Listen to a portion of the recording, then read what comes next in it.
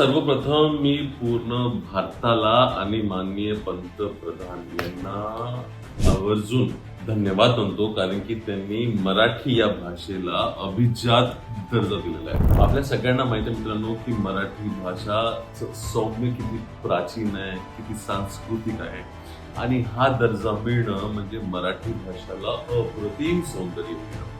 भारतातले एकूण 8.2 करोड लोक मराठी भाषा बोलतात आणि मित्रांनो ही 7वी भाषा आहे ज्याला अभिजात दर्जा हा मिळालेला आहे.